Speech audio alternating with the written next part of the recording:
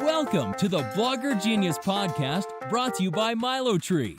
Here's your host, Jillian Leslie. Hey everyone, welcome back to the show. Today I am excited to bring on my friend, Gabrielle Blair. Now, Gabrielle and I we just met in a Lyft on the way back from the airport to the Mom 2.0 conference. But I have known you from afar. You are the brains and the creativity behind both Design Mom, which is a blog that you've had since that you started in 2006? Yes. And you're also the founder of a conference that I've been dying to go to called Alt Summit, which is a conference for creative entrepreneurs and influencers. And you have such a beautiful blog. So, Gabrielle, welcome to the show. I am so glad to be here. Thank you for the invitation. And it was so serendipitous that we were waiting in line and you said, screw this, we're taking a Lyft. And we got in the Lyft with a random group of people and you paid for the Lyft, which was so generous. And I said to you, would you be on my podcast? And I said yes. And you said yes. So will you, because I don't know your story. So will you tell, but I've known you. But I don't know your story. So will you tell me from the beginning how you started this? And wait, one other thing we have to talk about in this is that you have 6 children. This is true. I have 6 kids, but they're not all toddlers anymore. So whatever you're picturing, it's probably not what you're thinking. But yeah, I'm happy to share my story. You bet. You want to start like the start of Design Mom? Yes. Okay, let's do it. So Design Mom started in 2006. This is 12 years ago this month, July. And I had just had baby number 5 2 months before. And we lived in New York. I worked in the city as an art director at an advertising agency. And I loved my job. But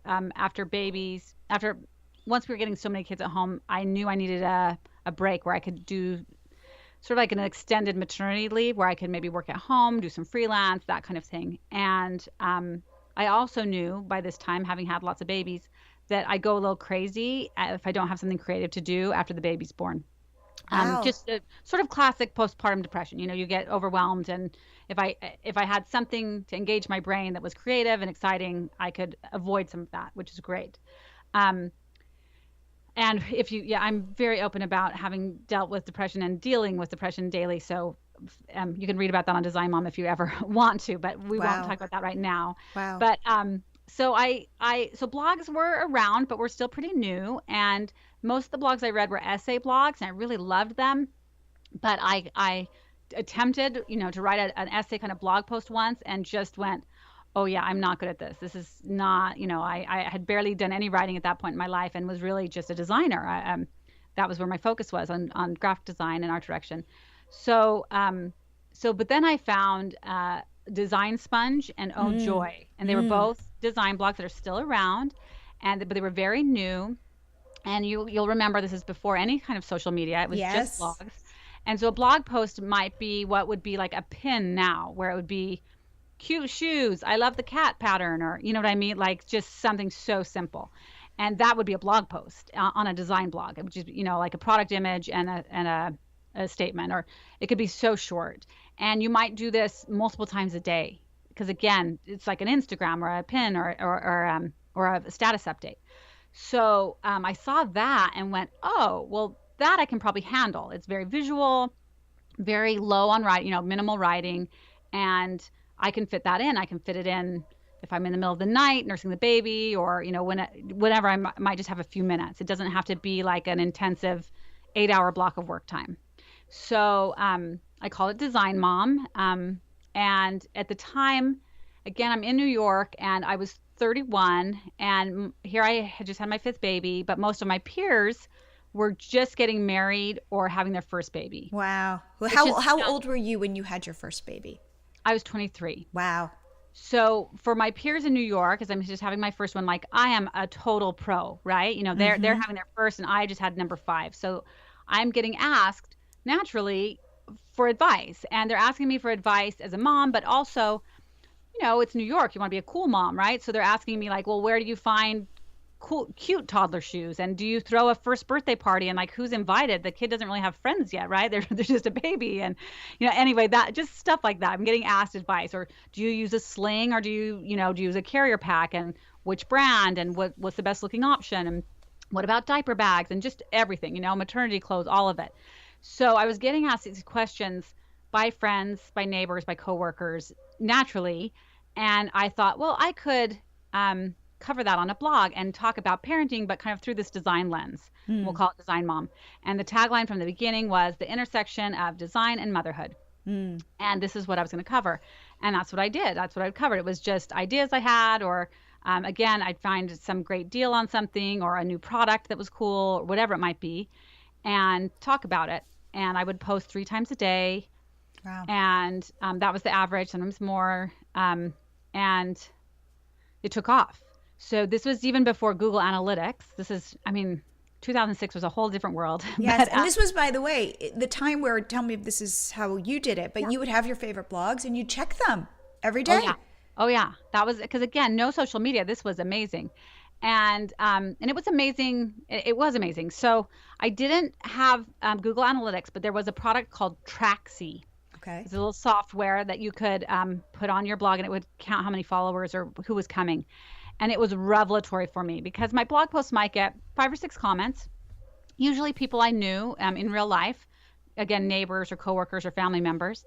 But I put Traxy on and I could see, there are 150 people that came to my blog today. And that would just, and I don't know any of them. You would just have their IP address, right? And maybe their city. And I would go, whoa, what in the world? Like, that was just amazing. So I was trying to figure out, well, how can I get them to speak out more? And, how could I get them to sort of acknowledge their presence? How do I do that? Because I think that's amazing that this many people are reading. That was just blew my mind. Of course, now I have much bigger traffic than that. But at the time, that was a big deal to see that there were like over 100 people reading. So I said, well, what if I did a giveaway? And I've been credited for inventing the first blog giveaway. And I don't know if you can even track that down, but I thought I need to give them an excuse to comment.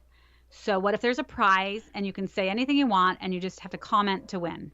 Wow. So one of my husband's friends from high school, I knew she had started a cool little shop called Darlybird.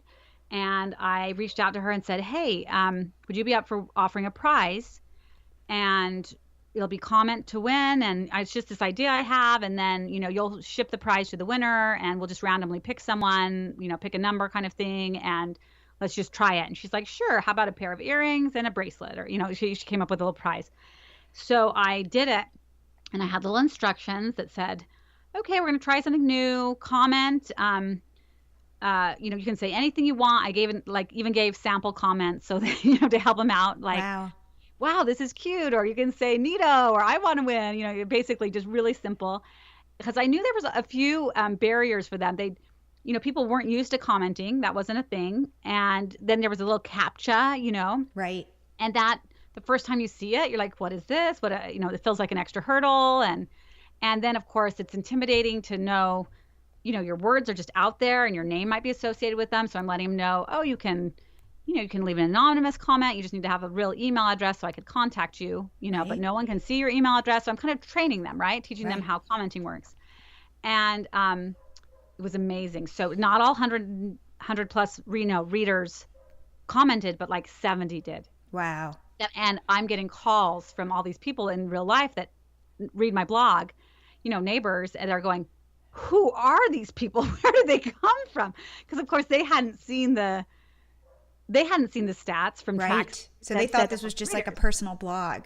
Right. So they just thought, okay, so they're reading and the couple, the few people commenting are reading. My sisters, friends from church, friends of the neighborhood, things like that. And so they were could not have been more shocked. And I kind of, I wasn't as shocked because I knew I had seen the stats, but I still was shocked in that, like, I didn't think 70 would. I thought we'd maybe get 20 or, something like that. So it was very exciting. And immediately, like the same day, I got emails from, must have been 10 or 15 different bloggers saying, hey, can I copy this? Can I copy and paste your instructions? Can I do this? Because it was so effective, right? Wow. And it was this great way to sort of train people how to comment on a blog. And then, of course, it took off, and it's, and now it's just ubiquitous and of course, we're sort of obnoxious at this point. But right. It was a big deal at the time. And I remember also having to explain to people like, no, I don't get this prize. Every time there's a giveaway, it doesn't mean I get the prize. Right. It goes directly to you. I usually don't even see it in person, because they're already troubled with the idea that I'm getting spoiled somehow by these. I don't know. Anyway, it was interesting. It's so intimate and so personal. They don't like the idea that someone's making money from blogging at the time. It was right.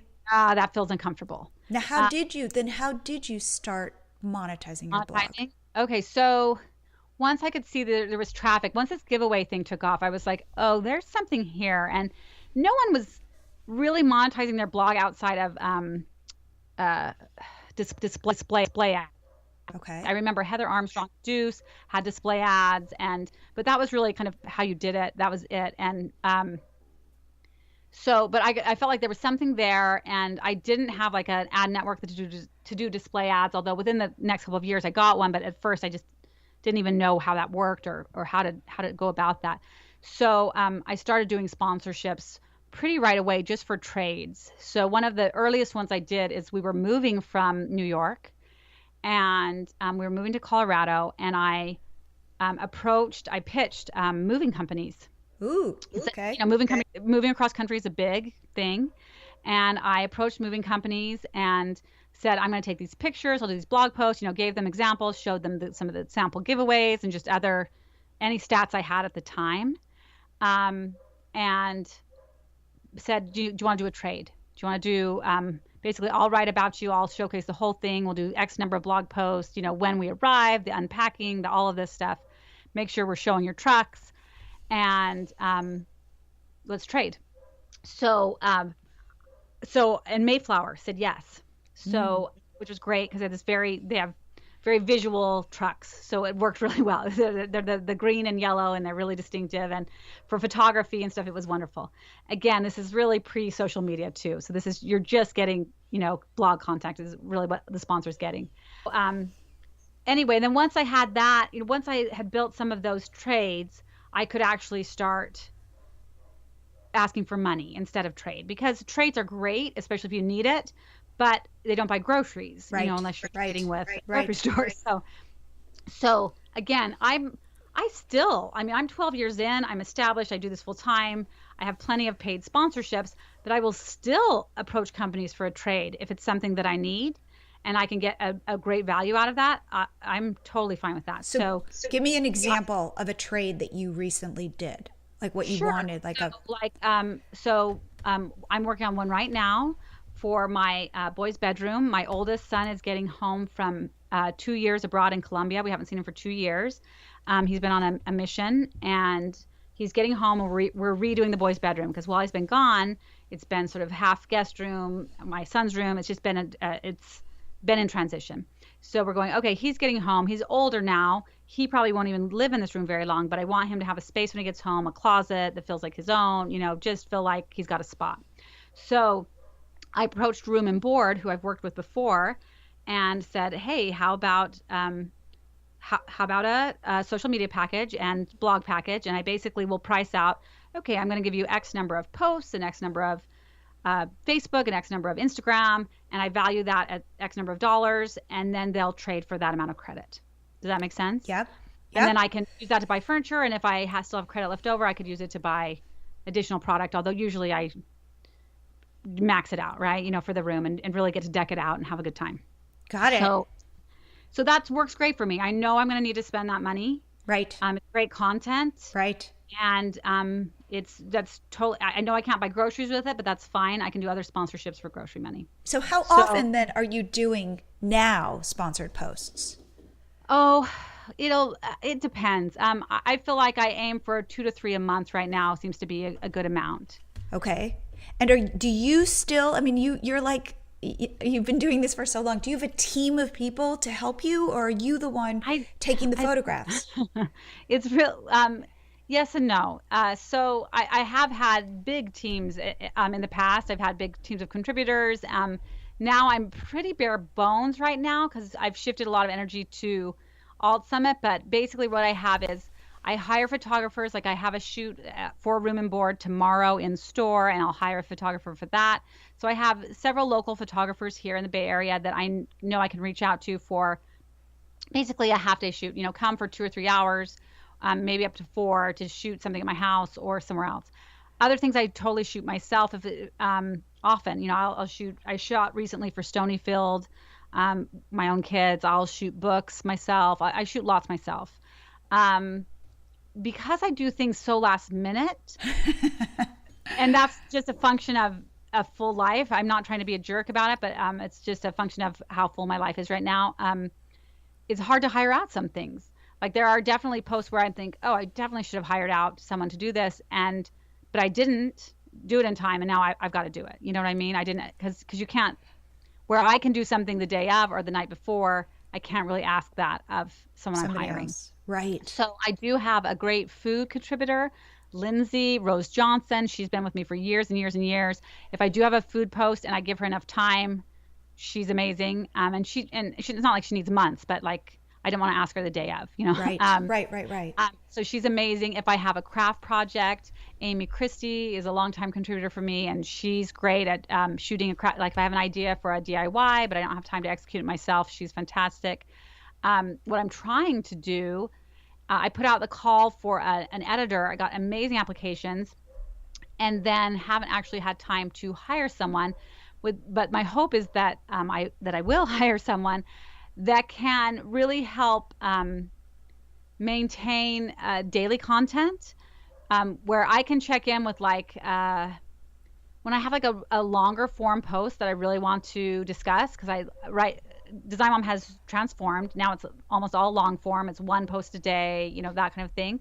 But there are some things where it would be no problem to get a contributor. Like if I'm doing a shopping post, or it might be a roundup of things I've found online, that other articles, that kind of thing, where I really could get help. And then when it's something where it needs to be my voice, like we're discussing a social issue or a parenting issue, that I can really get in and write that. So I'm hoping to build my team up again in a way that I can keep Design Mom vibrant, but also concentrate a lot of time on Alt Summit. So wait, I have to stop you. Yeah. You do one long form blog post a day. Yeah, it is you. But that's a little bit of an exaggeration. So long form compared to when I used to do 3 posts a day, yeah, because my 3 posts a day were, 2 or 3 paragraphs and a photo. That was, right. Or it might even be 1 paragraph and a photo. Right. And now a longer form might be, it's 1,000 words or 3,000 words and tons of photos, or only 1 photo but a long essay. They're definitely longer form. If I can do 1 of those a week, that's terrific. A home tour I usually do on Tuesdays, and I do have a man named Josh Bingham. He's been the editor of those for a while, and it's been great. Okay. And so he can help with that. And really what he does is, compile it and put it online so then I can edit it from there, Wow. Yes. Then, I was on your blog today looking at your content, and I didn't realize that you were posting every day. Yeah. And then, and then I don't know if we count a shopping post. Like I get pretty verbose at this point. I'm like where I went from not being able to write an essay when I started in 2006. I have a best-selling book now. I write a ton, so writing, I'm not very fast at it, but I am comfortable writing now. And I did one on a recent blog post is on some 4 picture books. It's pretty minimal writing. So I just it took more time to do the photos than the writing. Wow. But yeah, I do. And then my Friday links, I don't know that we call that long form. They do take a ton of research. It's basically me collecting links throughout the week that I think are compelling, that I want to share with readers. And then I'll do some introductory. And anyway, but we have to discuss. We have to discuss this. What does your work schedule look like? Especially, how many kids do you have at home? Because I know a couple of them are grown. 2? Well, this summer I have 5 at home because I do have, so my oldest is on this mission in Columbia, as I mentioned. Okay. The second just spent her freshman year at Berkeley, which is just across town. So she was in the dorms, but not too far. And she's been home for the summer. She's working full time, so I don't see her a ton right now, but she is around. So really, it's just the four: a high schooler, just the two four. middle schoolers, yes, Just the a four. high schooler, two middle schoolers, and an elementary school, a third grader. Okay, so could you explain what your life looks like? Sure.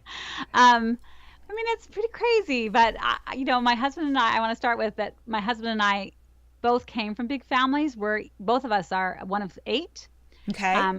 Number 5 Wow. in line, number 7 in line in his family. So we were used to an element of chaos. That was normal to us, and we knew we wanted a big family. So Okay.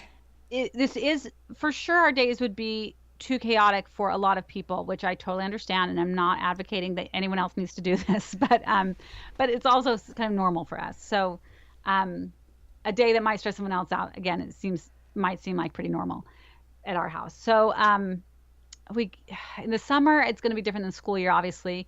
Last week was pretty crazy. The kids had skating camp, and then they went directly. 3 of the girls were doing this skateboarding camp, and then they went directly to swim team, and then they had play rehearsal. But the play ended. This week's going to be much, more casual. It's a much easier week. But the kids are all old enough now; they really can take care of themselves, right?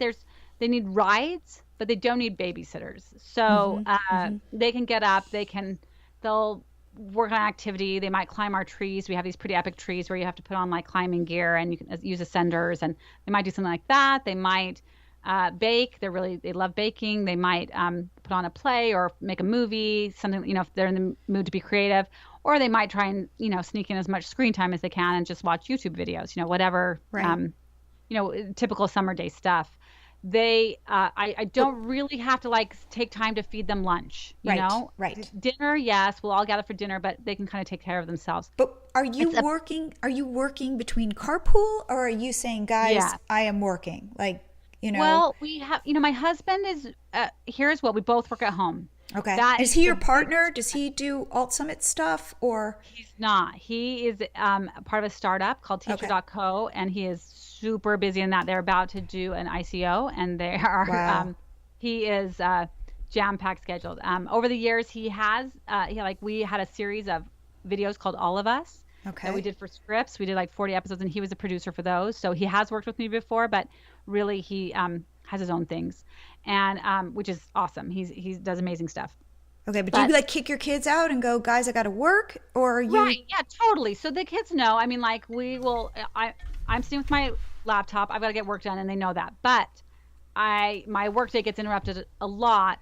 We're going to drive here, we're going to drive there, we're going to pick up. Oh, we got to do these errands. So my work day never really looks like I start working at 9, I end at 5 with a lunch break. That's not a thing. It's going to be, I'm going to work from 8 to 10, but then I know we have to go run these 2 errands. And then from 11, I have a phone call. And then, at 1 o'clock, I'll get 2 more hours on the computer. But then after that, I've got something with the kids or something. And then, at 7, I can work again for a few more hours.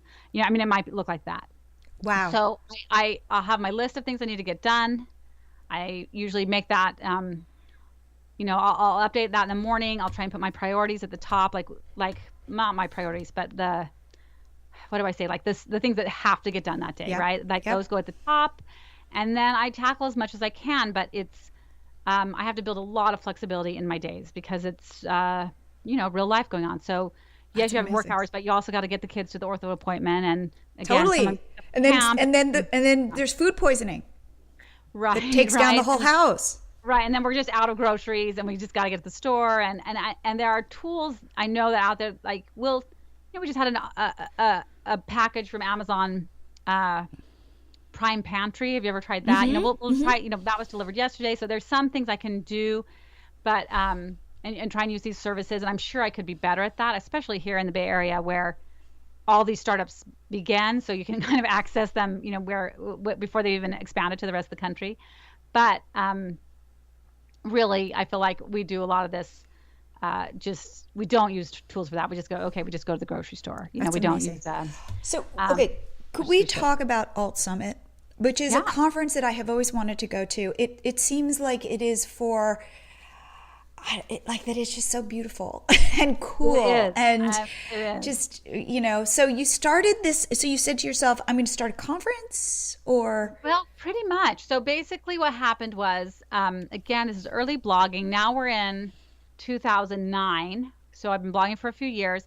My sister is a blogger. Her name is Jordan Fernie. Her blog is I Happy love Day. her. Oh my God. Yeah, Yes. she's amazing. My sister-in-law, married to my brother Jared, is also a blogger. Say Yes, Liz Stanley. So we have this blogger family, and we were all on a family trip, and we were, again, this is 2009. I guess it actually would have been 2008, because the first conference happened in January of 2009. So in 2008, and we were talking about conferences, and I had started to go to a couple. I'd been to Blog Her, and I had helped start Mom 2.0 that first year. Although the Mom 2.0 summit, although I haven't, I'm not an organizer now, but just helped out that first year. Laura Mays, who is one of the key organizers, she also owns a part of Alt Summit. It is a longtime business partner of mine. So anyway, that's the connection there. But so I'm talking with my siblings. We're all talking about these conferences, and I said, well, I've been to these conferences. It's awesome, but they're really focused on writers or maybe kind of moms. A lot of the design blogs I was reading, like Apartment Therapy, as I mentioned, Design Sponge, or Oh Joy, all these blogs I was reading in 2006. They're not at these conferences. The design blogs are not there, and they're not really geared to design blogs. And so, and like Jordan, who didn't have kids at the time, and Liz, who didn't have kids at the time, why would they have gone to Mom 2.0 Summit? Right. And Right. And even Blog Her, it wasn't quite, they didn't really know any of those bloggers. It wasn't quite the right fit for them. So we were saying, well, what if we did a conference for the blogs we read, these design blogs? Because I overlap both worlds. With the name Design Mom, I get to be a mom blogger and a design blogger. Yep. But they were just strictly in the design blogging thing. And this is before we were even saying lifestyle blogs. So so my sister Sarah, who's not a blogger, but is awesome at organizing things, said, yeah, let's do a conference. I can, be the event planner, the organizer, and you guys can handle the speakers and content. And Liz and Jordan didn't necessarily want to be involved in that, but I totally did. So so Sarah and I really started this conference where I handled all the content, the speakers, the programming, and she did the event planning. And it was great. It was awesome. The thing about the conferences, is this so true? They sell out immediately. They really do. They do. They really do. It's like a 2-hour thing. Although I have to tell you, this year we expanded for the first time in a big way. We've always kept these very small, and it's kind of been obnoxious. I mean, it's awesome to sell out, but then we get just these, sob stories from people where they really wanted to get there and they didn't happen to be available in that 2-hour mark. They were in a meeting or whatever, and the tickets are gone. And Right. we knew it was a problem, and we'd try and open more. It was just a struggle. So we're really excited because I think I've solved it. I mean, we'll see how this year goes. But I had this flash of insight at some point as we were looking at locations and saying, are we going to stay in Palm Springs? Is it time to move? And all the really cool hotels in Palm Springs, the ones that I really love, yes. like the Park of Palm Springs and the Ace Hotel and the Saguaro, they're amazing and they're memorable and you just love being there. Yes. They're not really big enough for a conference. No. And we've known that. In fact, Alt Summit was at the Saguaro the last 2 years, and we knew we were too big. And as we do surveys, basically people would say, you guys, this was awesome, but the hotel is not big enough. And we're like, we know, but like if we move to another hotel, it's just they become so generic so fast. Yep. Whether you're at a Ritz-Carlton or a fancy Hilton or whatever, they're just a big hotel with, regular ballroom spaces that get split into classrooms. It's just and then you compare those to these special properties in Palm Springs, and yes. And by the way, I would just have to say this for people who don't know: Palm Springs is like a mid-century fantasy. Like it is a designer's dream of a place. I mean, we go, my husband and I, and just drive around and look at the architecture, and yes. So anyway, so I understand why you do it in Palm Springs. And we've all, we did it at a big fancy hotel in Salt Lake for many years. We loved it. It was gorgeous, 5-star hotel, amazing. It's not like we're opposed to that, but we know, having, done it at more distinctive spaces, that it makes a big difference. And our social shares, when we moved to the Saguaro, which is this, rainbow hotel, our social shares went up by 30%. Wow. Because it's basically the most Instagrammable spot on the planet, Yes, right? yes, And yes. and again anyway, so I was trying to figure out what to do, because if we want to do it at a hotel, as I said, it's really hard to find a hotel that has big meeting spaces, but that is still really special, that doesn't feel sort of run of the mill. And we could transfer to something like, let's have like more of a warehouse feel, in on a pier or something. Right. But then we've found that people really, it's not a one-day conference, it's a multi-day conference, and they want to congregate at a hotel where they can hang out and, Right. Anyway, so we know this, and we were really stuck on where to have this. And then I thought, well, what if it was at all the coolest hotels in Palm Springs? What if none of them have a big enough room for everybody? But what if there was classes, if there was enough classes going on simultaneously at different locations where there's enough room for more people, but we still have this small feel, small classes, and these really cool spaces. So I'm really excited. So we've expanded.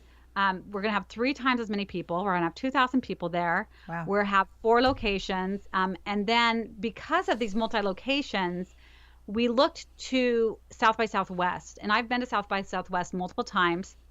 And I would look to see, kind of learn what I could from them. And part of what they do is they actually do a 9-day program. Ours will only be 6. But the point is that you have more time to move around to these locations and to fill your schedule, instead of just like pack in the classes and kind of get overwhelmed and not feel like you got to do everything you want to do. We could spread this out and give people more time. So because that's some of the feedback we've gotten, is like they love the content, but they want to see every class and they can't, because they're, several going on at the same time. And even when we've repeated and we have tried things like that, they just want more, right? And so we're hoping this provides that. We know 6 days is a long time, and we know that some people will only come for part of it, which of course is no problem. It'll be worth their while, however long they can come. But we're really excited about this. And we did contract with one very big space where we can do like massive keynotes or things like that. But otherwise, everyone will get to go to whatever class they want to at whatever location. And we'll have shuttles going, and we're hoping to do some kind of like electric scooters, maybe a fleet of bikes. Yeah, some really birds. let people, totally. And let people get to know the city as they drive around, and get access to all the coolest spots in town. No, wait, So okay. we're Now, really what excited. month is it? Isn't it February? When do you do it? Well, it's actually March. We March. end up, so it's been, it was in January for Okay. about 8 years. Okay. And then, 7 years, then 2 years in February. And this year we're moving to March, simply for logistics. It was the week that all of the properties we wanted were available at the same time. Got it. So, And by the way, there'll be a link in the show notes if you want to check it out. And if you were to say who the perfect person or different types of people who would get the most out of Alt Summit, who are these people? yes, you bet. So these are, it's typically women. It tends to be about 95% women. So it's women, and these are people that are drawn to creative careers. Originally, it was aimed at bloggers. Okay. But again, as social media has changed, it really expanded. So all of a sudden, Etsy shop owners wanted to come, and they were welcome. We did content for them. And then people who are making their careers on Instagram or Pinterest, they were there. In fact, Pinterest, the website, launched at Alt Summit. I knew that. Yes, Ben Silberman talked. Yes. Well, and I can tell you, I'll do a segue, just a brief thing about Ben is, first he came just as an attendee. Yes. It was one of our early years, and he was just kind of, he's not like a crazy loud guy. He's just a really nice, seems kind of like an introvert, and he would just be approaching people quietly and say, hey, I have this thing. Will you check it out? And it was very visual, obviously. It's Pinterest. And so Alt Summit was all these visual bloggers, right? And so they would try it out and loved it, because it is such a useful tool if you're a visual person. And, the idea of being able to have a pin board with all the things you love is so right up any visual person's alley. And so people loved it. And the next year he came back, he was on a panel. And then the next year he was the keynote, because Pinterest Exploded. Yeah. Anyway, he's been great, but. Oh, wow. Okay. So if you are in design, or if you are an influencer, or if you are an Etsy shop owner. Right. Or so now it's like, there've been basically I want to say creative entrepreneurs. So if you're trying to run a business and you tend to the visual or the creative. So like some really beautiful baby product companies have, I'm thinking of like Freshly Picked, who does moccasins and diaper bags and things like that. She came to Alt Summit many, many years, learned her social media here, learned a lot of her business skills there, and has built a massive company. And I certainly can't credit Alt Summit for that, but that's the type of person that comes. Solly Baby, who does wraps as well, Tubby Todd, all these women come to Alt Summit. Those are baby products, but I'm just saying they all require lots of visuals. They all require a lot of creativity. They're going for like beautiful lifestyle kind of things. That's a great fit. Jessica Alba came when she was just launching Honest Company. It was such a great fit. And you think of any of the cleaning companies that are really cool and visual. If you think of Method or Mrs. Myers, they love to come to Alt Summit. It's this very design appreciative crowd. Okay. So you might not be a designer yourself, but if you're like, but I love reading Emily Henderson's blog, or I love reading, Apartment Therapy or whatever it might be, you're going to love this. And it's people building their businesses, but they're trying to build creative businesses. So that means we're talking about, okay, well, how do you do photography? And we have modeling classes, because a lot of these people have to be in photos, right? And then how do you present yourself? So there might be fashion. How do you do your makeup? There might be makeup, like all of this stuff ends up overlapping with creative entrepreneurs. Especially these days where you have to be everything, right? You're the marketing team, you're the model, they're the editor, you're the voice, you're the writer. Yep. So we're teaching classes on how to do all this content creation, how to photograph, how to write, how to do all that, but also specific, marketing things like here's how to start an email list, and how to keep, what you should be accomplishing with your newsletter and that kind of thing. And then it might be, okay, well, what about Instagram, Facebook, or maybe it's on Facebook content, but then another one on Facebook ads and how to run those. And then of course, a lot of these people have written books, and they've gotten their book contracts by coming to Alt Summit. We often have publishers there pretty much every year, and they're often taking, pitches. So like the Kinfolk, you guys know Kinfolk, the magazine. Right. I brought my publisher there, Artisan Books, to Alt Summit, and they met the Kinfolk team and ended up publishing the Kinfolk recipe books. I want to say the big, coffee table, huge volumes. So, and I can give a million examples of those. So if you're someone that's thinking a book, and it might be a novel, but it's more likely like a something coffee visual. table book, or a craft book, or that kind of thing. Darcy Miller, who is the editor of Martha Stewart Weddings for, the entire run basically of the magazine, comes because she's launching her new creative career as a crafter. And, everyone comes. It's amazing. So we'll have fashion people there, and we'll have YouTubers there, and we'll have, Etsy shop owners, tons of crafters. Often Joann's comes in as a sponsor, and so you can get there, and we'll just even have classes where you can just craft your heart out, That's amazing. Now, how much of your life is spent doing Design Mom, and how much is spent doing Alt Summit? Well, Alt Summit is such a seasonal thing that it's probably ends up being 50-50, but it doesn't feel like that because the Alt Summit stuff ramps up as I get closer, right? Okay. So like for right after Alt Summit, I'll have a few months where I'm barely doing Alt Summit. Okay. The conference is over. There's sort of that dead period where we're doing a little bit of marketing and some follow-up and that kind of thing, but mostly I can semi-ignore my inbox there. Got it. Okay. But then as the closer we get, the more I have to do Alt Summit until I'm at a point where I'm like, I'm barely functioning on Design Mom. I'm sure the readers are furious. You know what I mean? Like, yes. It's like I'm at Alt Summit, or I've hired friends to give me content for the week, like guest posts, things like that, because I have to disappear. The issue is this year with this expansion of Alt Summit, which again, I'm so excited about. Like I think about it all the time. It's going to be amazing.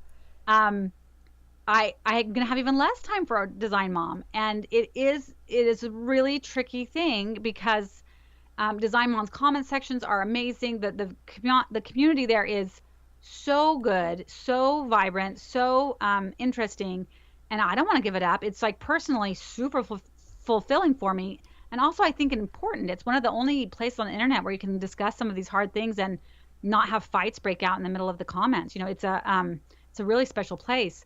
So it's my biggest challenge this year is going to be figuring out how do I maintain Alt Summit in a way that feels authentic and that readers are happy with, but be able to devote a lot of time to Alt Summit. And I think the biggest issue I have, and it's always been true, is to do sort of that background infrastructure stuff. How do you fit that in? It's almost like you have to shut down the blog for a couple of weeks to do some of this background stuff, like to do your hiring and to get people trained. How do I fit that in with my normal daily schedule of posting, working on Alt Summit, taking calls with clients, things like that? I don't know. I've never been able to figure that out. Do you know what I mean? I do. And I guess one thing that I would love you just to speak to briefly is, so you are visual and you are a designer and you make beautiful things. And we kind of touched on this previously. Before we started recording, we were talking about podcasting because you're starting a podcast. Yes. And we're talking about it, and we were talking about this idea of, my philosophy with podcasting is to press record and just let it happen. And if, kids come in or dogs bark or whatever, I'm going to leave it in because this is life and life is messy. How do you reconcile the fact that you've got 6 kids and as you're describing your day, like no day seems like it's like the next day. And yet there's something beautiful to what you do. And I would say my days are messy, but it doesn't look that beautiful.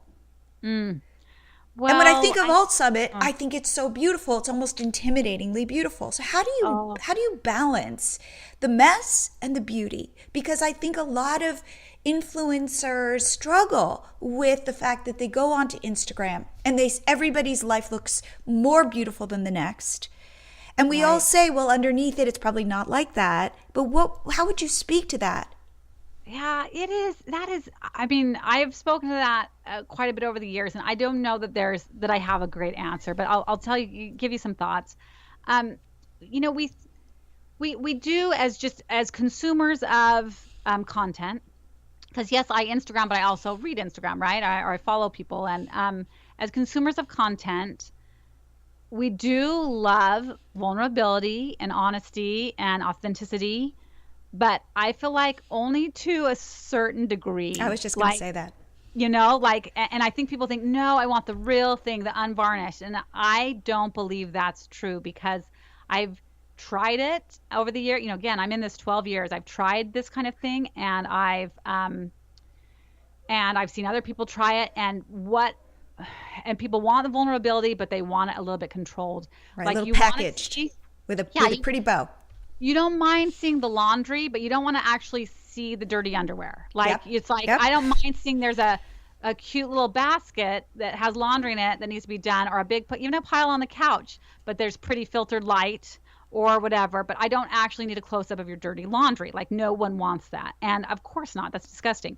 But that's true. Like I mentioned earlier that I write about depression, and I do. And it's very real. It's a part of my life. But I rarely write about it or even mention it when I'm in the real depths of despair. Wow. Yep. What happens is I'll write about it after it, when I feel like I've gotten things under control and been able to resolve it and think about it, and can reflect on it carefully. And then I'll write about it and talk about, okay, this is what helped and this is what didn't help, and and be able to be helpful about it. If I just told you every time I was super depressed, it's just too depressing for everyone else. It's awful. Yep. So I can write about it and they appreciate it, and I can give them helpful things, and I can acknowledge that this is real and they don't need to be afraid of it, and they can fight it and all these things, and they don't need to have shame around it.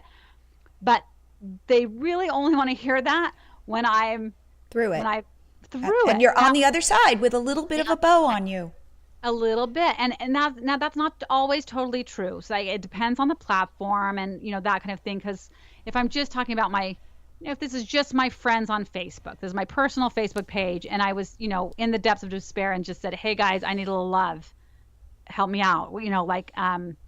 that's no problem. And I can really be in the depths of despair, but I don't feel like I could do that on Design Mom. Yeah. I mean, maybe a tiny bit, but not really. Anyway, so it is real and messy behind the scenes. And I don't think people really want to see it as much as they claim that they do. And so, yes, you can be vulnerable and honest and authentic and all these things. But I mean, I get on Instagram. I have different needs on different platforms, right? Like on Twitter, I'm mostly just looking for news stories. I feel like I get the headlines fastest there versus even going to news apps, you know? Mm-hmm. So I like news headlines, and I like just funny, like people are funny responses, and it makes me laugh. On Facebook, I'm usually really on, I use it more as a personal thing. So it's going to be like, you know, someone's birthday, or it's, you know, someone had a baby or that kind of thing. And then on Instagram, I'm looking for pretty pictures and inspiration. Right. So the content I make, of course, I try to use pretty pictures, but the things that get the best response is when I'm discussing sometimes heavy things, like, again, social issues or politics or that kind of thing. But me as a consumer, I'm just looking for pretty pictures. So, and other people are too. And I know if they don't want to follow me, I totally get it, because they might just be like, no, I'm just looking for pictures of parties, you know, like, or whatever, or pictures of vacations or whatever that might be. Right.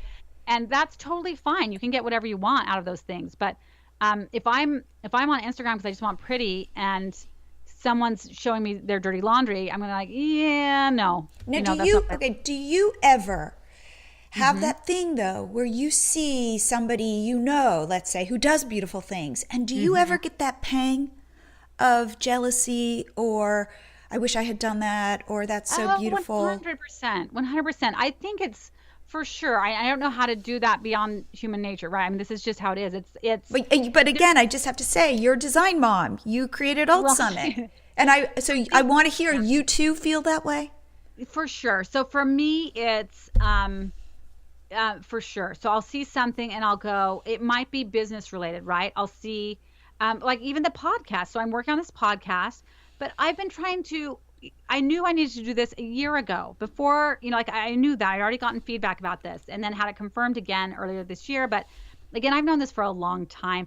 And so I'll see someone announce a podcast or do something and think, I'm so behind, you know, like, so that kind of stuff will kill me. Or if I see someone just doing something really smart on Instagram and I'm just a slacker on Instagram, and I'll feel like business guilt.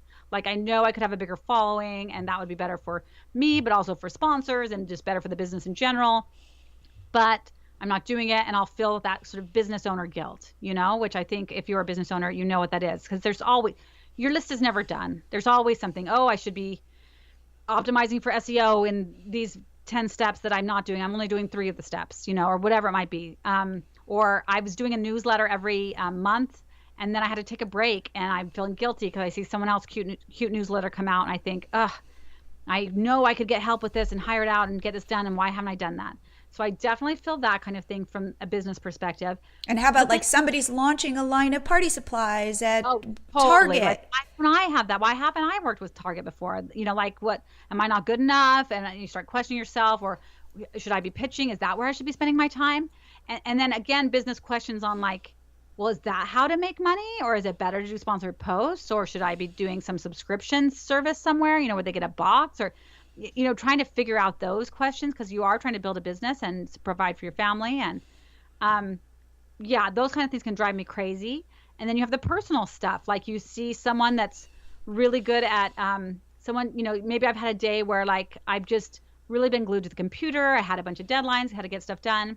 And I get on Instagram and someone's made cookies with their kids, and I'm like, ugh.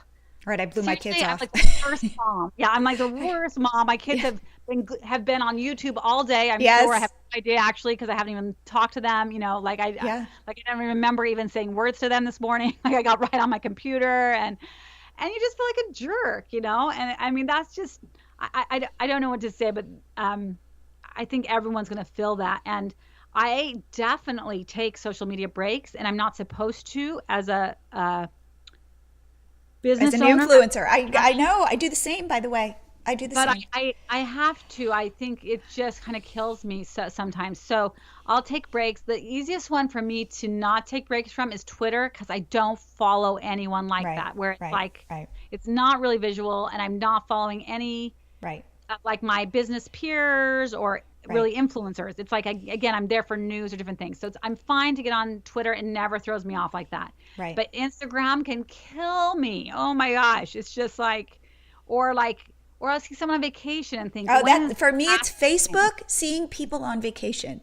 Oh, And I don't know why, because I go on vacation, but something about here's our family in Rome kills me. yes, yes. Or if I see a couple and I think, when's the last time I took a vacation just with me and Ben Blair, where we got to get away, and I'm sure we should do that to keep our marriage healthy. Or, there's just, Yes, yes.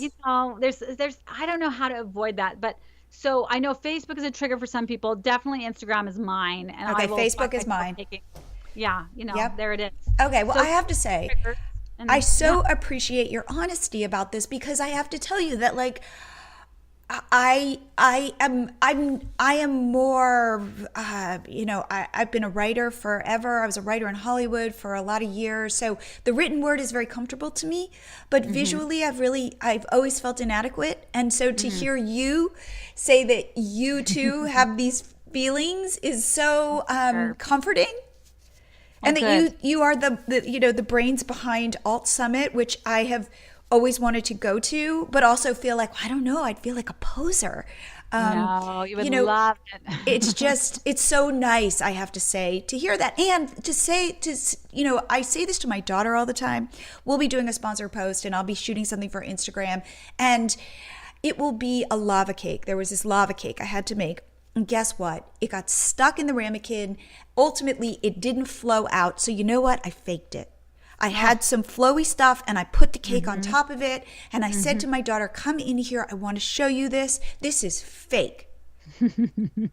And I want you to know that it's going to look good. And it's going to look as if this stuff oozed out beautifully and that it totally worked. And this is fake. Right. And I wanted it to be a teaching moment. What? How'd she respond? Did she get it? Did She totally understand got it. And by the way, that post is up on Catch My Party. And it doesn't say that I faked this. Yeah, well, I don't blame you. I mean, look, that's anyone who shot a photo ever of anything must understand that, like, look, right outside the frame. Oh, it's a mess. Chaos and mess. That's just the mess. reality. And that was true long before blogs. Again, I worked in New York. I was in art direction. We do shoots for magazines. We do shoots for, all editorial, all kinds of stuff. And it's just a chaotic mess outside the frame, period. That's how it is. It has nothing to do with being an influencer. That's just the nature of creation and photography. It's art. Think you have this beautiful piece of art on the wall at a museum, but to create that, the mess that the artist made in their studio is going to be nuts, right? It's going to be insane. And so that's how it is. So if you're going to be someone who creates content, and as a business person or an artist or just a creative, you're going to have to create content.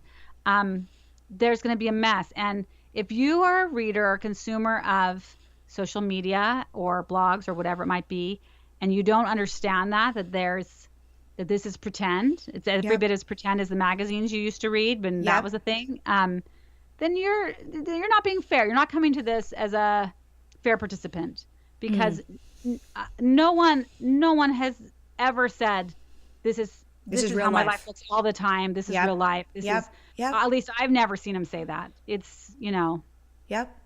So I yes, and I would say that, so therefore within my, like, for my daughter, who I feel is impressionable at 11, these are important teaching moments. For sure.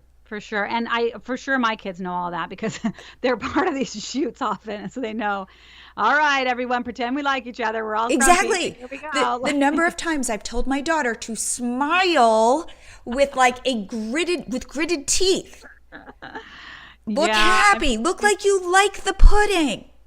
And my kids just finished a play, right? They were in a play this weekend. There were 3 performances. It's the same thing. I had nothing to do with the play. It had nothing to do with me. Right. It was a big production. It was, lots of adults. They were kind of this children's chorus, and you're at these rehearsals, and it's a mess, and everything is behind schedule, and blah blah blah. Like, this is creativity. This is what it looks like. And they have to get on stage and pretend to be in a good mood, even though the rehearsal went 2 hours too long and they're tired and you know what I mean? Like, and they should have been in bed.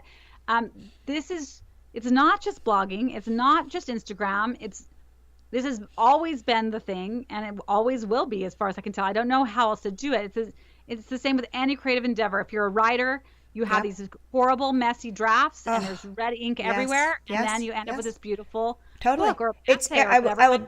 I would say this thing, which is, I was a screenwriter, and I'd finish a project, and it would be done, and it would be great, and then I would start a new project, and it would suck at the beginning, and I would think to myself every single time, I lost it. I don't know how to do this anymore because I was at the beginning. Yeah. And I'd forgotten that if you are someone that's going to consume any content anywhere that was created, so it's a creative endeavor, and whether, again, it's a fashion show or writing or a movie or whatever, there was an enormous mess caused, in order to create this thing. Right. And I bet you it sucked at the beginning. And I'm sure it sucked at the beginning, and the first draft was awful, and the first, the first photo was awful. And you know what? This is how it is. And if you're going to consume this stuff and pretend that's not true, that somehow, no, this book came into being perfectly, or this movie came into being on the first take, or whatever it is. Right. Well, I can't do anything to help you. You're not, you're living in a different world than I am, if that's the case. So, but that said, and I understand that, the feelings of jealousy or inadequacy are totally real. And they were real before Instagram. And if you didn't, now we might film on Instagram, but before, you felt them at school drop off when you didn't have the right car or the right outfit or the right whatever, or at work, because it's same reasons. You didn't get the promotion, or you didn't get picked for this project, or whatever it might be. The feelings of inadequacy, the comparison, all that, that's not a new thing. That has been with us forever, and I assume will be with us forever. And if you need to take a break from social media, take a break. I agree. It will be there when you get back. It'll be waiting for you. I agree. All right.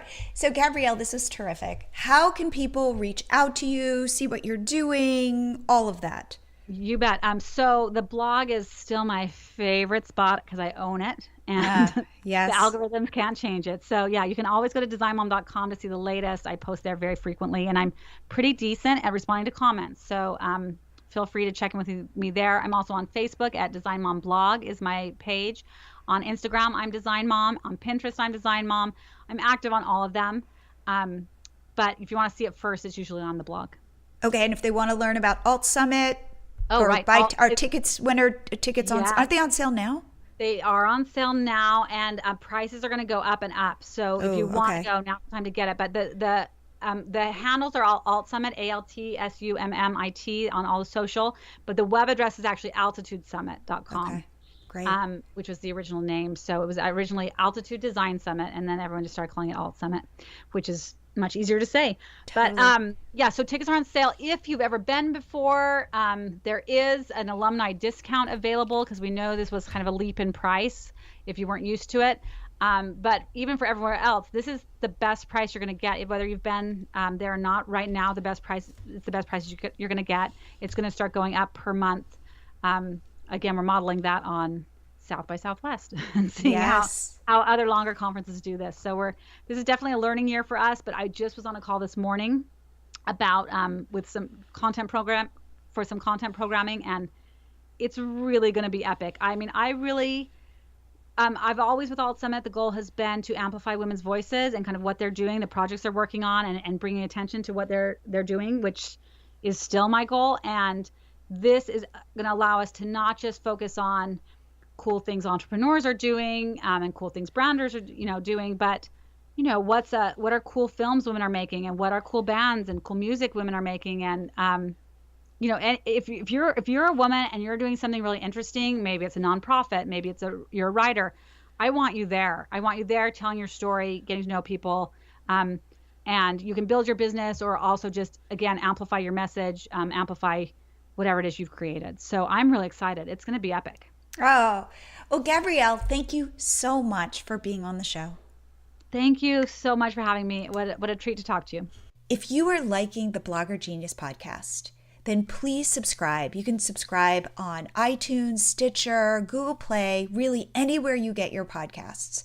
And please share it with your friends. If you have a blogger friend or an entrepreneur friend that you think would like it, please get the word out. And if there are guests you'd like me to have, just email me at Jillian@MiloTree.com. I would love to hear from you. Are you trying to grow your social media followers and email subscribers? Well, if you've got 2 minutes, I've got a product for you. It's MiloTree. MiloTree is a smart pop-up slider that you install on your site, and it pops up and asks your visitors to follow you on Instagram, Facebook, YouTube, Pinterest, or subscribe to your list. It takes 2 minutes to install. We offer a WordPress plugin or a simple line of code, and it's Google friendly on mobile and desktop. So we know where your traffic is coming from. We show a Google friendly pop-up on desktop and a smaller Google friendly pop-up on mobile. Check it out. Sign up today and get your first 30 days free.